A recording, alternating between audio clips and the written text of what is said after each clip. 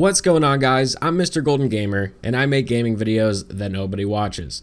The Battlefield 6 multiplayer reveal event just happened this past Thursday, and after watching all of that, I gotta tell you, I am genuinely super excited for this game, and I think Battlefield might actually be making a comeback. Honestly, a lot of people, including myself, went into this whole thing feeling pretty skeptical. Remember, no pre-orders is what everybody was saying, right? Well, that's obviously because of how 2042 went over. Obviously, the last Battlefield game was Battlefield 2042, and they did a lot of things to piss off the fan base. One, the beta and the game itself at launch was just an absolute buggy mess. They decided to go with specialists rather than the traditional class system, and they also added tac sprint and just did a lot that honestly made the game feel more like Call of Duty. Well, I believe that Battlefield has recognized those mistakes, and they are coming for Call of Duty's head this year. It feels like Call of Duty has to rethink their strategy after seeing everything that Battlefield dropped on us this week, because Battlefield 6 looks incredible, and I'm going to break down everything that makes this game seem like it's going to be an absolute banger. So I got to start off with the combat, the movement, the gunplay, and destruction, because destruction is back in a big way. They've basically rebuilt the whole combat system from the ground up, and they're calling it a kinesthetic combat system, and this is all about giving you more tactical options and making you super aware of your surroundings, how you move, how you shoot, and especially how you use destruction. So there's a new mechanic for drag revive, and you can drag your down squad mate to safety as you are reviving them. And from people that played this, they said it feels really streamlined. You just hold E on the keyboard and it automatically pulls them along. I'm not sure what it is on a controller, but it seems cool. Also, medics are super useful again because they brought back defibs, and it makes reviving really quick and efficient. And me mentioning medics mentions that the class system's back, but we're going to talk about that a little bit later. But the movement feels really good according to people who've played. I'm talking about this as if I've played the game, but I have not. But there are a few new mechanics. You can lean and peek around corners similar to the corner slicing in Black Ops 6.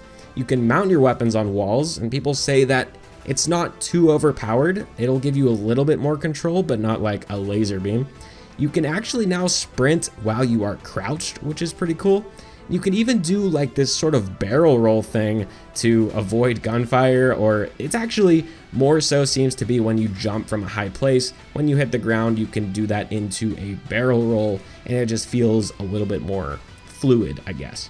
So another thing that is pretty big is there is no tactical sprint like 2042 had, which means the pacing is a little bit slower and it feels more like older Battlefield games, and I love this. I wish Call of Duty would remove that tactical sprint. I don't need it in my game, and we didn't need it in Battlefield, and I'm glad that they took it out. The people at the event said that the vehicles are super responsive and intuitive. Whether you're flying a helicopter or rolling in a tank, they just feel good.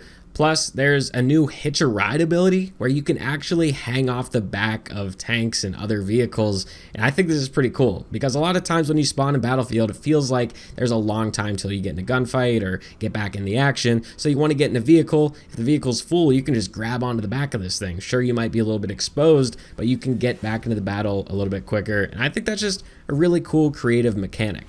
As I mentioned earlier, destruction is back, and they pushed it even further with something that they're calling tactical destruction. It's not just a gimmick, it is a gameplay mechanic that gives you tons of ways to transform the environment. If you have enemies hiding behind cover, just blast them with C4 or a rocket launcher and take out their cover. If someone firing down on you from above, you can just take out the floor beneath them and blow everything up and climb up the rubble to get to them. It looks really cool, and they described it as like a cause and effect system on a larger scale. So it's not like every single piece of the map can be blown up and destroyed. There's still an absurd amount of stuff that you can blow up and destroy, though, that you just can't make the whole map rubble. But to me, from the gameplay that I've seen, it looks like you can take down just about anything that you would want to take down, and that is really cool. Just the physics and just the tech behind such a dynamic environment in a video game is mind-blowing to me, and I always thought that was really cool about Battlefield, and it's been missing the past couple games, and it's really cool to see this back. The gunplay looks really smooth, and the weapons all seem to have their own character to them. You can customize your weapons with a pick 100 system, giving you 100 points to min-max attachments however you want. And that's a cool way to go about it, because you can pick your pros and cons on this number-based system, and I like that. A lot of people are saying the sound design is incredible, and from the gameplay that I've watched, I would agree on that. It's a big step up from 2042, and it reminds me of the old school DICE games. Battlefield 3, Battlefield 4, even Medal of Honor from 2010. All of those games, the sound design in it was just absolutely incredible. You can hear just the tanks mowing down the buildings, and the gunshots sound like they are just absolutely just like booming. You know, it sounds good. Everything sounds really immersive, and it makes you feel small in the grand scheme of everything going on around you, and I think that's very good for the immersion perspective. And something else that's good and keeps you feeling immersed is the overall aesthetic is a grounded military vibe, which is really refreshing given how Call of Duty is right now with Black Ops 6. We have a shooter taking place in the Gulf War in the 90s, and we have sharks and rainbow unicorns and just absolutely crazy, just insane stuff, and it's not grounded in reality in any way, shape, or form, but Battlefield is looking to do that, and I love it.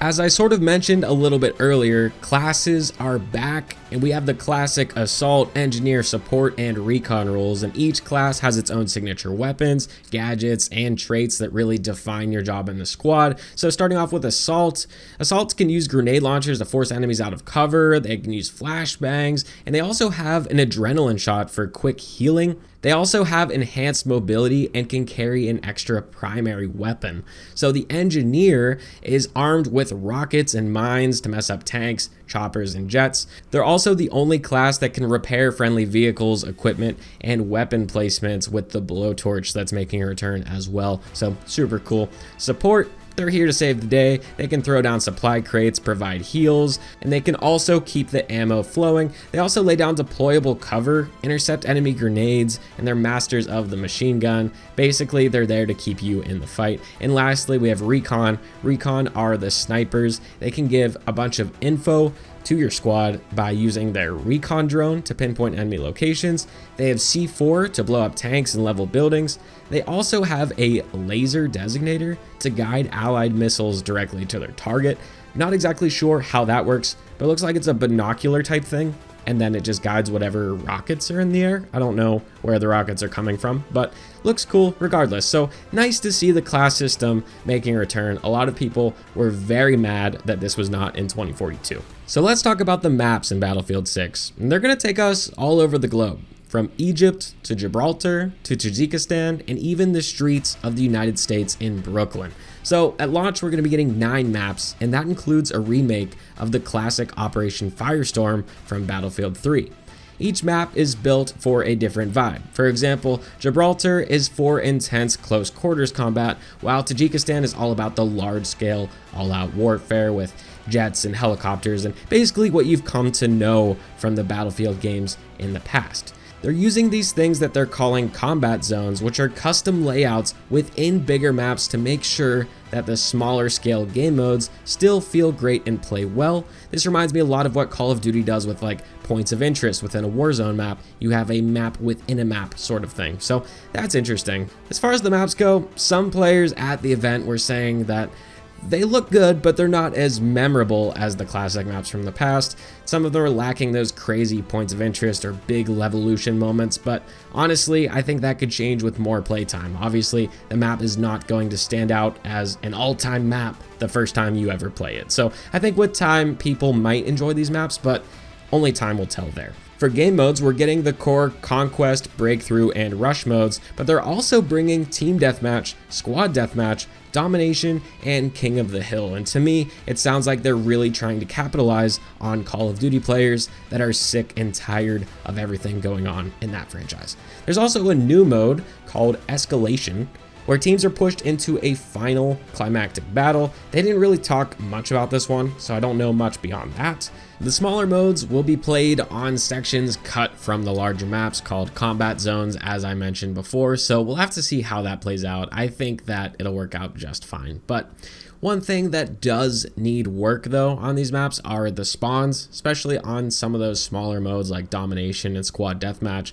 They were pretty bad on some maps. You could literally look directly into someone's spawn and see them popping in. So that one definitely needs quite a bit of work. So Portal is making a return from 2042, and I think that Portal from 2042 was its first little iteration, but now I think they really have a vision in what they want this to be. Portal will let creators build, share, and play their custom experiences. They've updated the toolset with editing tools for custom matches, game modes, and you can even like make your own custom maps, and it's awesome. It's huge. It's absolutely huge, and this is going to be a huge part in Battlefield moving forward. They're very much trying to be a platform rather than just a game, very similar to how Fortnite did with creative mode. This is huge and could be huge for years to come. And another cool thing is Portal will actually include full progression and XP gains, so you can grind out ranks and unlock stuff in custom games, and I think that's cool, but I think it could be exploited, so I hope there are some checks in place. Like, what if I just made a custom mode that gives me 1,000,000 XP per kill, you know? Like, there have to be some ground rules there, but we'll have to see how that plays out. The server browser is back in Portal, so finding and sharing new experiences will be super easy for you to do. As I said, it does feel like this is their next big thing for the franchise, making it a platform. There was a leak a while back that said that their intention was to make Battlefield a platform rather than a game, and a lot of people pointed to the Call of Duty HQ and said, no, that's stupid. Well, what they should have been looking at is Fortnite, because that game is a platform, and if Battlefield pulls that off, it could be huge. So the overall vibe is very, very positive. It really does feel like a sequel to Battlefield 4, almost like with this cool blend of a Modern Warfare 2019 aesthetic. But EA is actually showing a lot of confidence in this game, which is great. For example, you don't even need to pre-order this game to get into the beta. It's an open beta, and they explicitly said, we don't want you to put money up. We just want you to play the game and find out if you like what you see before spending your money. That's sick. I love that. That's great. This is not just a money grab. They believe in this thing.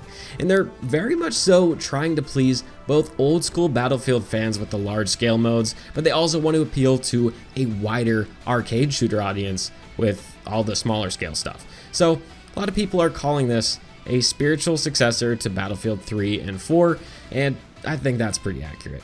The game will have crossplay, but it'll prioritize matches between similar platforms, so consoles will primarily play with consoles and PCs with PCs. They're also really focusing on their anti-cheat system called Javelin, and they've been saying that this has to be good. Because of the state of gaming today, there's so many cheaters, this needs to be good. They don't have an option. So that's really cool. Hopefully they stay true to that word. But on the flip side, not everything was perfect in the build that was played, and there are a few things that might need some tuning. The most heavily apparent is the shotgun. That thing needs a nerf. The range is insane. There's no sprint to fire delay. It's super easy to instantly kill somebody.